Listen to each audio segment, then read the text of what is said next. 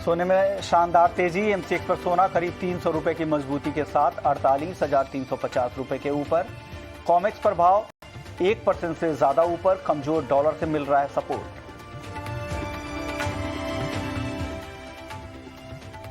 चांदी की कीमतों में भी जोरदार उछाल। एमसीएक्स पर चांदी 1200 रुपए से ज्यादा की मजबूती के साथ 61,500 रुपए के बेहद करीब। कॉमेक्स पर चांदी 2% से ज्यादा ऊपर।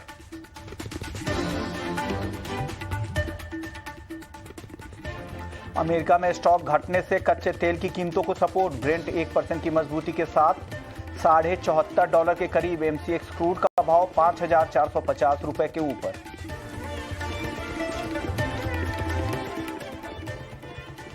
बेस मेटल्स की शुरुआती तेजी और बढ़ी। कॉपर 740 रुपए के ऊपर निकला। निकेल 1.5% से ज्यादा की तेजी। जिंक और एल्युमिनियम में भी 1% तक की मजबूती। तो आप क्या सलाह देंगे? डेफिनेटली जैसे बीरेन जी ने बात की, क्योंकि काफी टाइम से मार्केट में थोड़ा एक इसको लेके हाव था, मार्केट इसको लेके डर रहा था कि फेड का क्या फैसला आएगा। हालांकि फेड की अगर कमेंट्स देखे तो वो मिक्स रही। पर्टिकुलर जो 3 रेट हाइक के अलावा कुछ भी एक नया नहीं था। मार्केट का ऐसा एक्सपेक्टेशंस था कि फेड 2 रेट हाइक सिग्नल करेगा, बट 3 रेट हाइक सिग्नल किए। बट एक रिलीफ ये रहा कि जो फेड ने बताया कि वो interest rate as well as tapering को अलग देख रहे हैं। मीन्स के वो पहले टेपरिंग खत्म करेंगे और उसके बाद कोई इंटरेस्ट रेट पे हाइक करेंगे। मीन्स के एटलीस्ट अप्रैल तक नया रेट हाइक नहीं होगा। तो मार्केट ने कुछ वहां से सेंस लिया। और वैसे देखे तो जो डॉलर इंडेक्स 96.83 को अप्रोच कर रहा था, वो वहां से थोड़ा हल्का होकर अभी 96.20 के करीब आए, तो उसका ही फायदा ले रहा है। पर्टिकुलर आज ECB and bank of England की जो आपने बात की, दोनों से हॉकिश अभी एक्सपेक्टेशंस थी, बट ओमाइक्रोन का जो अभी स्प्रेड बढ़ रहा है यूरोप में एंड यूके में, तो आई थिंक इस हिसाब से लग रहा है कि इतना हॉकिश टर्न नहीं रहेगा। बट यस, मैं मान रहा हूँ कि जो रिसेंट फियर है ड्यू टू दिस ओमाइक्रोन, तो आई थिंक शॉर्ट टर्म में ये थोड़ा और उछाल यहाँ से देखने को मिले। ये तेजी थोड़ा सस्टेनेबल नहीं लग रहे, तो थोड़ा मुझे रेंज बाउंड गोल्ड लग रहा है। एक ट्रेड लेना है तो गोल्ड में ही अभी सेफर है, क्योंकि सिल्वर ऑलरेडी बढ़ चुका है। तो गोल्ड में अगर लेवल स्पेसिफिक बात करें तो 48,250 के करीब एक बार गोल्ड में बाय का ट्रेड लेना चाहे। सिर्फ ट्रेडिंग पर्सपेक्टिव से 48,100 का स्टॉप लॉस लगा है। अपर साइड मेरा यह मानना है as a part of short covering 48,600 तक के लेवल्स आपको गोल्ड में देखने को मिल सकते हैं। ओके, तो ये व्यू है गोल्ड और सिल्वर को लेकर। चलिए सवाल जवाब भी कुछ ले लेते हैं। हमारे साथ जो पहले कॉलर हैं उनका सवाल है, उमेश प्रसाद नाम है इनका, नवीनगर से हैं। चांदी आज या कल तक 63,000 क्या पार करेगी? क्या लग रहा है बीरेन जी, चांदी 63,000 के ऊपर जाती दिख रही है आपको? 2 दिन का अगर सवाल है तो मुझे नहीं लग रहा है। 62,500 700 के लेवल पे काफी स्ट्रॉन्ग रेजिस्टेंस दिख रहा है। ओके, आप क्या सलाह देंगे रवि? चांदी क्या 63,000 आपको जाती दिख रही है क्या?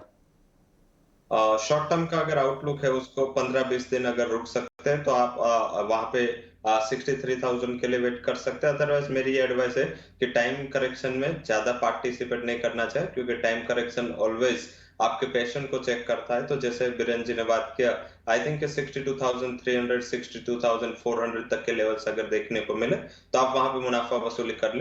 ज्यादा मुझे लग रहा है कि वहां पे जो 62,500 का रेजिस्टेंस है वो ब्रेक होना इतनी मोमेंटम के बाद अभी थोड़ा 1-2 दिन में मुश्किल है। तो आई थिंक 60,300 के करीब एक बार आप अपने पोजीशन अगर लॉन्ग है तो मुनाफा वसूली कर लें। चलिए अगले कॉलर का सवाल ले लेते हैं। योगेश हैं जयपुर से। इनके 2 सवाल है। कॉपर इनके पास 2 लॉट है जो शॉर्ट कर रखा है 725 रुपए पे, 725 पे शॉर्ट कर रखा है। क्रूड 2 लॉट है 5,472 रुपए पर लॉन्ग है। बीरेन जी क्या सलाह देंगे? कॉपर की इनकी शॉर्ट पोजीशन है और क्रूड की लॉन्ग पोजीशन है, क्या करना चाहिए इनको? कॉपर करीबन आज ही मैं देख रहा था करीबन 9 महीने से यही रेंज में है, 720 750। बीच बीच में कभी 770 दिख रहा है, कभी 690 तक दिख रहा है, बट ब्रॉडली स्पीकिंग ये 720 740 के रेंज में पिछले 9 महीने से लॉक है, फरवरी से आज तक। तो थोड़ा एग्रेसिव ट्रेडर अगर है तो 745 48 पे शॉर्ट जा सकते हैं। और दोनों पोजीशन का अगली और आज की का 753 स्टॉप लॉस रख सकते हैं। ओके। और टारगेट में रखना चाहिए 730 और 725 दो फेज में। ओके, 725 की तो इनको खरीदी है सर, क्या इसके नीचे आएगा, इस भाव मिलेगा इनको? अभी तो ये लॉस में ही है, 740 पे चल रहा है कॉपर, 725 पे इनकी शॉर्ट पोजीशन है। इसीलिए मैंने कहा कि 745 में अगर आप बेचो तो एवरेज 735 730 हो जाएगी। Okay okay. और क्रूड इन्होंने लॉन्ग कर रखा है 5472 पे, 5472 पे, क्या करें? क्रूड में 5370 का ट्रेलिंग स्टॉप लॉस लगा देना चाहिए, क्योंकि यहाँ भी मुझे ऐसा लग रहा है कि एक तो नाताल में हम जा रहे हैं, तो ये नेक्स्ट 2 वीक है वो काफी थिनली ट्रेडेड मार्केट होंगे, जिसमें विप्सोस यानी फॉल्स सिग्नल्स कभी कभी आ जाते हैं। तो ये लास्ट वीक ऑफ जो ईयर है उसमें क्रूड जैसी जो हाइपर वोलेटाइल कमोडिटी है उसको थोड़ा नहीं छूना चाहिए। ओके, चलिए अगले कॉलर का सवाल ले लेते हैं। आकाश है इंदौर से। इनका व्यू है कि नेचुरल गैस में आगे क्या लग रहा है आपको? काफ़ी वोलेटाइल काउंटर है, दोनों तरफ के ट्रेडिंग मौके मिलते हैं, इनको क्या करना चाहिए, कैसे ट्रेड इनिशिएट करना चाहिए? रवि जी आप बताइए। डेफिनेटली आपने जो हाईलाइट में पहले हेडलाइंस थी उसमें ही आपने हाईलाइट किया था कि पर्टिकुलर नेचुरल गैस के ऑप्शंस आ रहे हैं, तो आई थिंक ऑप्शन के लिए वेट करें, क्योंकि ये जैसे वीरेंद्र जी ने बात किया, ये 15 दिन काफी क्रूशियल एंड ट्रेंडलेस वोलेटिलिटी जिसको बोलते हैं वो आपको देखने को मिलेगी। और नेचुरल गैस तो क्रूड से ज्यादा रिस्क है, तो आई थिंक उसका ऑप्शन एक अच्छा स्टेप है। बट अगर ट्रेडिंग स्ट्रेटेजी लेनी है तो मुझे लग रहा है कि अलोंग विद क्रूड थोड़ा यहाँ पे एक शॉर्ट कवरिंग दिखना चाहिए। लेवल से ट्रेड करें, स्टॉप लॉस ट्रिक रखे, 298.40 के करीब एक बार आता है नेचुरल गैस, तो वहां पे एक बार बाई की पोजीशन इनिशिएट करें। 295 का एक स्टॉप लॉस लगा ले। आज इन्वेंट्री का डेटा भी है तो उसके ऊपर पे आपको फोकस करना है।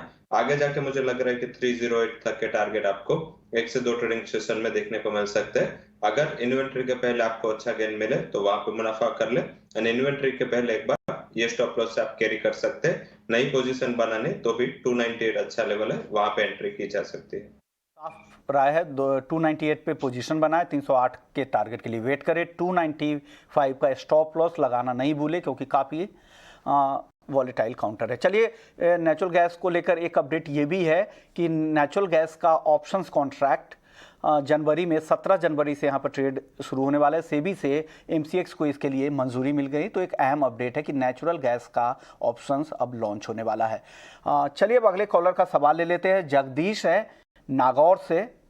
इनका सवाल मूंग को लेकर है, हाजिर के ट्रेडर हैं। ये जानना चाह रहे थे कि मूंग का भाव आगे क्या जाएगा। बीरेन जी आप मूंग को ट्रैक करते हैं क्या?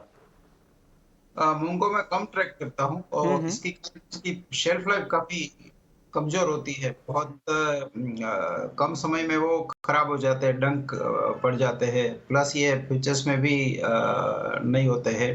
साथ ही साथ गवर्नमेंट की जो स्टॉक लिमिट जैसी पाबंदियां है उसके कारण भी पल्सेस पूरा सेक्टर, चना या तूर, ये सब काफी स्टेबल या डल मार्केट हो चुके हैं। तो मैं इसको ट्रैक इसलिए नहीं कर रहा हूँ, सरकार की नज़र में है ये इसलिए। अभी अगर कोई प्राइस आउटलुक आपकी नज़र में हो, आगे क्या तेजी या मंदी कुछ दिख रही है क्या, ये जानना चाह रहे थे। बेसिकली सभी पल्सेस, स्पेशली चना काफी दबा हुआ है, तो चना दालों का राजा है। जब राजा ही थोड़ा कमजोर हो तो दूसरी चीज नेचुरली ज्यादा नहीं टिक पाएगी। तो चलिए ये भी हुए। चलिए अगले कॉलर का सवाल ले लेते हैं। गुलशन है हिसार से। 10 दिनों में सरसों के भाव जानना चाह रहे हैं कि 10 दिनों में सरसों का भाव किधर जाएगा, क्या लग रहा है बीरेन जी आपको? ये सरसों का एक तो फायदा हो गया, और प्रिसाइज 10 दिन की लिमिट, ये मुझे नहीं ये लॉजिक समझ आ रहा है। नई फसल काफी बड़ी है, बहुत ही बड़ी, बट वो आएगी फरवरी में, तो अभी से इतना बिना माल और बिना फ्यूचर्स फोरकास्टिंग करना टफ रहेगा। तो ये व्यू है इनका मस्टर्ड को लेकर। चलिए अमीन शेख का सवाल ले लेते हैं, महाराष्ट्र से है। कॉटन मार्केट का आउटलुक जानना चाह रहे हैं। ट्रेडर्स है, स्टॉकिस्ट भी है। कॉटन मार्केट का आउटलुक क्या लग रहा है रवि आपको? डेफिनेटली जैसे हमने पहले भी शो में बात की है, कॉटन पर्टिकुलर इस टाइम स्ट्रांग रहा है क्योंकि इंटरनेशनल मार्केट अभी थोड़ा फ्लैटिश चल रहा है 106 के करीब। इंटरनेशनल बेंचमार्क वहां पे स्टिक हो चुका है। हालांकि मार्केट अभी जो इंडियन मार्केट प्रीमियम ले रहा है उसका रीजन है क्योंकि अराइवल्स काफी थीन है। एंड सेकंड जो पॉजिटिव चीज है कि अगर चाइना एंड यूएस के जो ट्रेड रिलेशन रिसेंट खराब हुए एंड धीरे धीरे ये विंटर ओलंपिक को लेके या जैसे यूएस ने भी एक ड्यूटी लगाया चाइनीज इंपोर्ट से, तो आगे जाके टेंशन अगर और बढ़ी तो चाइना के पास इंडिया के अलावा कॉटन में कोई ऑप्शन नहीं। हालांकि चाइना डायरेक्टली हमसे बाई नहीं करता बट थ्रू वियतनाम बांग्लादेश हमारे से वो बाई करता है। तो आई थिंक इंडियन कॉटन की डिमांड बनी रहेगी। मुझे लग रहा है कि अगर कोई डिप मिलता है तो कॉटन कॉम्प्लेक्स में पर्टिकुलर मुझे कपास खली काफी पसंद है। फंडामेंटल वाइज ये साउंड है, पाइपलाइन भी काफी एम्प्टी है, तो मुझे लग रहा है वहां पे एक ट्रेड लेना चाहिए। 2830 के करीब आप बाय कर सकते हैं। स्टॉप लॉस 2770 का लगा है। अपर साइड मेरा ये मानना है कि 3000 तक ये कमोडिटी शॉर्ट टर्म में जा सकती है। तो कोई एक ट्रेड लेना है कॉटन कॉम्प्लेक्स में, आई थिंक कपास खली में बाय करके वहां पे जाना चाहिए। वैसे सीजनलिटी का एक पॉजिटिव इम्पैक्ट आपको इसमें देखने को मिल सकता है। यानी कॉटन केक में खरीदारी की राय है। कॉटन में आप खरीदारी की सलाह देंगे क्या वीरेंद्र जी?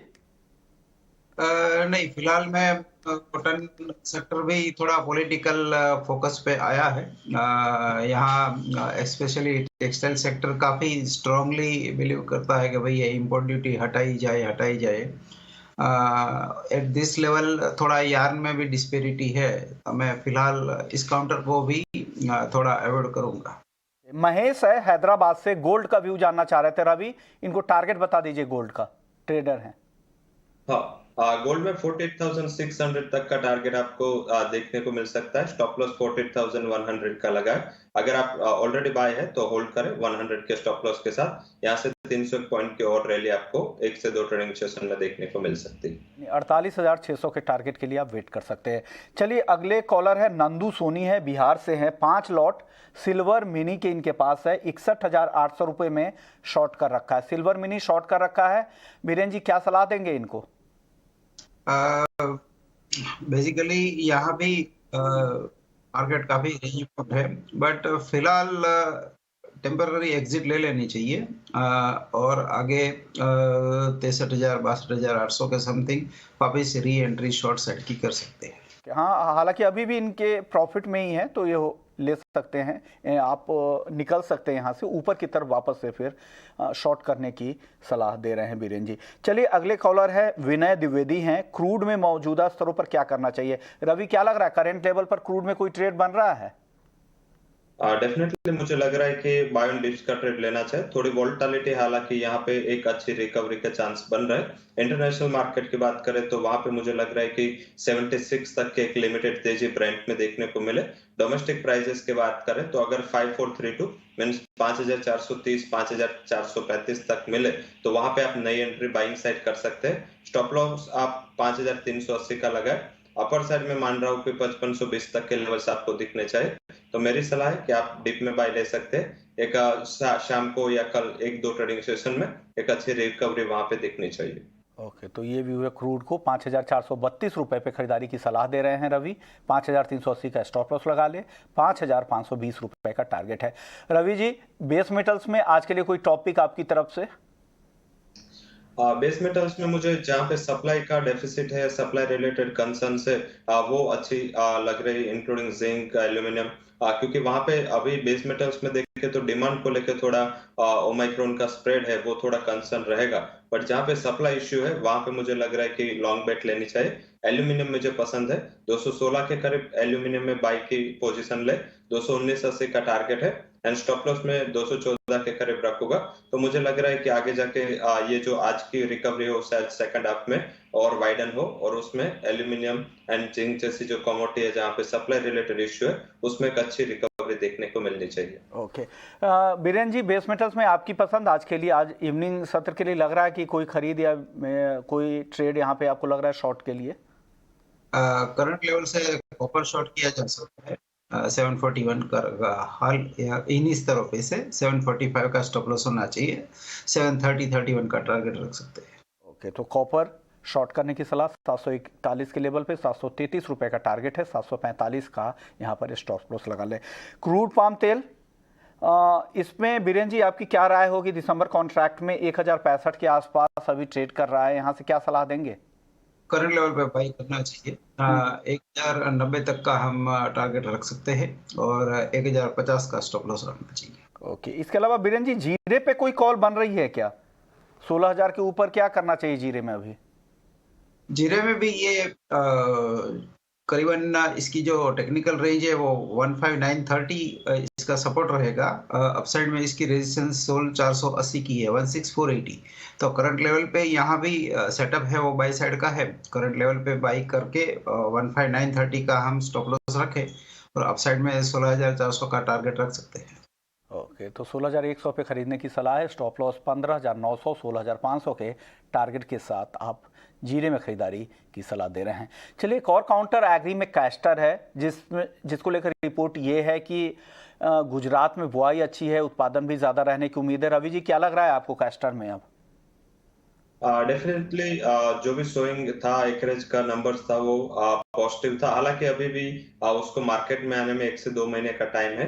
एंड अभी जो रिसेंट फंडामेंटल वहां पे वर्क कर रहे हैं वो एक्सपोर्ट ऑर्डर्स कर रहे हैं। कैस्टर ऑयल के अच्छे एक्सपोर्ट ऑर्डर्स की मार्केट एक्सपेक्ट कर रहा है। इस वजह से देखे तो इंडस्ट्री भी थोड़ा बुलिश है। तो मुझे लग रहा है कि वहां पे एक रिकवरी के प्ले के लिए आपको शॉर्ट टर्म के लिए बाय करना है। हालांकि अराइवल्स जैसे स्टार्ट होगी जनवरी मिड ऑनवर्ड्स, वहां पे प्रेशर शायद जनवरी के बाद आपको देखने को मिले। बट अभी मुझे लग रहा है कि वहां पे एक 6,320 के टारगेट के लिए 6,210 के करीब कैस्टर में खरीद करके चलना चाहिए। 6160 का स्टॉप लॉस लगाए। पर्टिकुलर देखे तो सारे जो एग्री है उसमें हायर वोलेटिलिटी है, बट कैस्टर एक स्टेडी एंड स्लोली एक अपर साइड का ट्रेंड बना हुआ है। मुझे लग रहा है कि आगे और अपसाइड आपको देखने को मिल सकती है। तो ये भी, इसके अलावा और कोई एग्री में कॉल्स रवि जी आपकी तरफ से? मैंने ये 2 ही कॉल दिए थे। हालांकि मुझे लग रहा है कि और एडिशन करना है तो मुझे सोया ऑयल पसंद है। जैसे बीरेन जी ने बात किया सीपीओ, आई थिंक ये दोनों काउंटर कल की मंदी के बाद एक अच्छे शॉर्ट कवरिंग के प्ले है। सोया ऑयल में आप खरीद करके चले 1165 के करीब, स्टॉप लॉस आप 1155 के करीब लगाए। एक कमोडिटी मुझे लग रहा है कि शॉर्ट टर्म में 1200, वही इंट्राडे में 1190 तक के टारगेट आपको दे सकते हैं। तो सोया ऑयल में बाई करके चले जनवरी कॉन्ट्रैक्ट, वहां पे एक अच्छी तेजी देखने को मिल सकती है। ओके ओके, चलिए अब एक खबर का अपडेट ले लेते हैं, वो है बजट एक्सपेक्टेशंस को लेकर क्या कुछ चल रहा है। इस पर बात करने के लिए हमारे साथ सीपीआई के प्रेसिडेंट नरेंद्र वाधवा जी जुड़ गए हैं। सर, स्वागत है आपका ईटी नाउ स्वदेश पर। सर, इस बार आप लोगों की तरफ से क्या मांगे हैं बजट को लेकर? क्योंकि जिस तरह से कमोडिटी मार्केट के वॉल्यूम लगातार थिन वॉल्यूम होते जा रहे हैं, 18 साल हो गए कमोडिटी मार्केट कमोडिटी वायदा को लेकर, लेकिन उस तरह का ना तो वॉल्यूम आ रहा है, ना कारोबार में उस तरह का विस्तार हो रहा है। रेगुलेशंस भी नए आ गए हैं, सेबी के रेगुलेशंस भी मजबूत होते जा रहे हैं, प्रोडक्ट लॉन्च हो रहे हैं, नए नए प्रोडक्ट्स आ रहे हैं, लेकिन उसका फायदा अब तक नहीं मिल पा रहा है। तो क्या कमी रह गई है और क्या इस बजट में ऐसे क्या स्टेप्स उठाने की जरूरत है ताकि कमोडिटी मार्केट का रिवाइवल हो सके? क्या मांग है आपकी सर? धन्यवाद विश्वमोहन जी। देखिए, ये हमारी एज ए इंडस्ट्री हमारी कई सालों से मांग रही है। 2013 के अंदर सीटीटी इंट्रोड्यूस हुआ था, जब हमारी कमोडिटीज मार्केट का जो डेली वॉल्यूम था वो अराउंड 90,000 करोड़ के करीब था।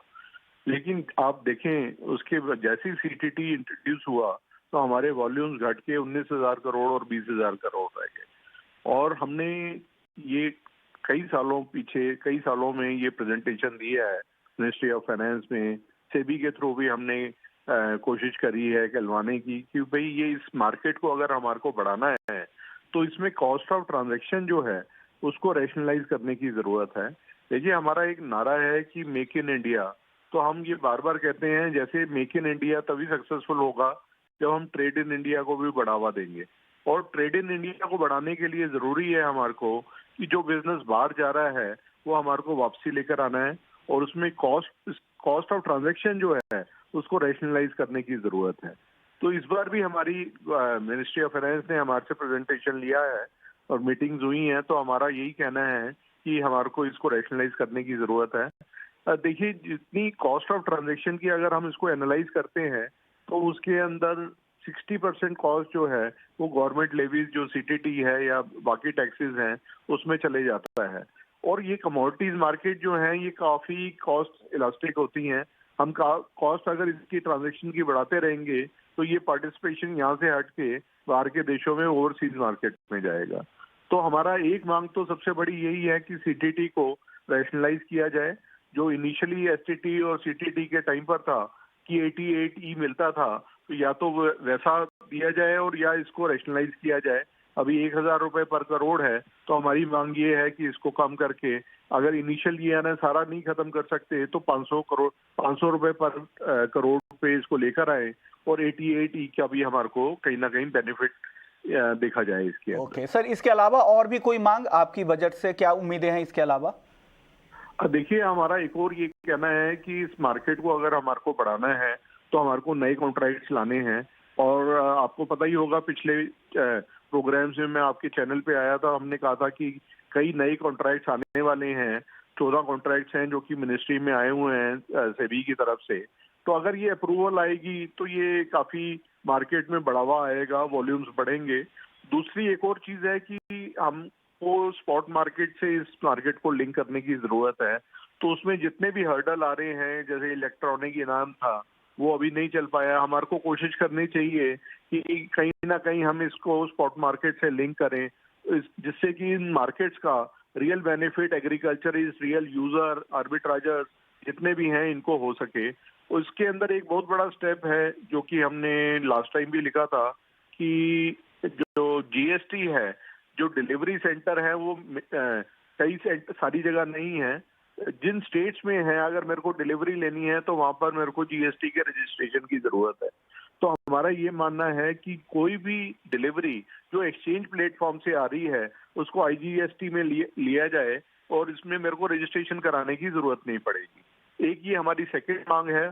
और तीसरा ये है, इंफ्रास्ट्रक्चर के लिए भी हमने बोला है कि हमारे को वेयर हाउसेज की जरूरत है। पेपर्स में है वेयर हाउसेज, लेकिन हमारे को ये जरूरत है कि अगर हमारे को एग्रीकल्चर सेक्टर को जी बिल्कुल में लेकर आना है तो हमारे को वेयर हाउसिंग और इसके बारे में जरूर सोचना चाहिए। यानी तीन जो मोटा मोटी मांगे हैं, एक तो सीटीटी में राहत दी जाए, अगर आप पूरी तरह से नहीं हटा सकते तो आधा किया जाए। दूसरा, स्पॉट मार्केट से वायदा बाजार को जोड़ा जाए ताकि पेनिट्रेशन बढ़े, दायरा बढ़े, और इंफ्रास्ट्रक्चर जो खास करके वेयर हाउसिंग वगैरह को बढ़ावा दिया जाए। शुक्रिया वाधवा जी, आपने वक्त निकाला ईटी नाउ स्वदेश के लिए। वक्त कम है, आगे फिर से आपसे बात होगी। और वीरेन जी आपका भी शुक्रिया, रवि आपका भी शुक्रिया, आप लोगों ने तमाम दर्शकों के तमाम सवालों के जवाब दिए। कमोडिटी निवेश में फिलहाल इतना ही, लेकिन आप बने रहिए ईटी नाउ स्वदेश पर। ब्रेक के बाद आपके लिए मनी मंत्र। नमस्कार।